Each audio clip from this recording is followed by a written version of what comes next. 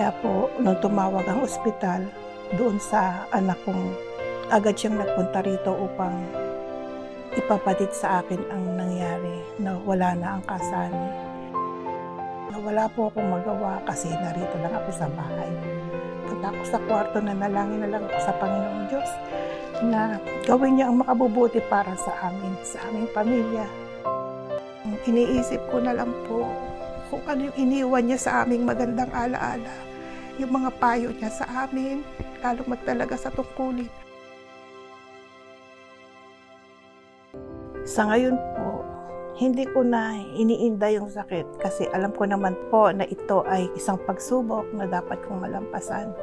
Ito po isang tiisin na dapat kong ikasaya na rin dahil doon tayo dinadalisay ng Panginoong Diyos sa ating pananampalataya. Hindi ko na po iniisip yung maaaring mangyari pa sa akin.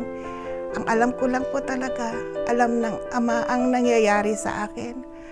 At siya na po ang nakahandang tumulong sa akin. Yan na po ang aking pananampalataya na hindi mababago. Yung pong bagay na hindi ko magagawa sa sarili ko, ipoprovide po yun ng Panginoong Diyos kahit anong mangyari, basta't ako'y nasa tungkulin po. Hindi ko po maiisip na manghina. Hindi ko po maiisip na tumigil ng pagtupad.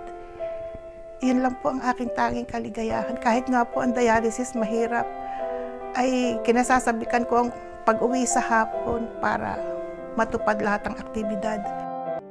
Hinihintay ko lagi ang panahon ng pagsamba. Dahil dyan po ako nakakaramdam ng lakas.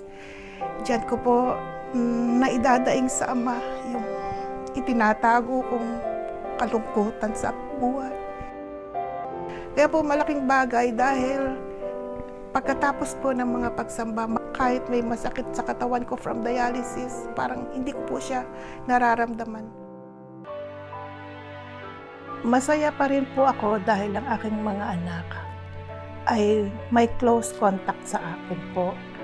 At maganda naman po ang kalalagayan nila dahil puro sila mga may tungkulin at ang mga apo ko po ay may tungkulin sa pagsamba ng kabataan. At yun naman pong anak ko si Ederlyn na nandirito lang din sa Winnipeg. Siya po nagdadala sa akin sa ospital. Siya pong nag-meetingin ang aking mga pangangailangan dito. Isa rin po silang masiglang may tungkulin sa lokal. Asawa po siya ng Pangulong Diakono sa kanilang lokal. At siya naman po ay organista at mga awit sa lokal nila. Maayos naman po ang buhay ng aking mga anak. Hindi ko po sila alalahanin. At matibay po silang lahat sa pananampalataya.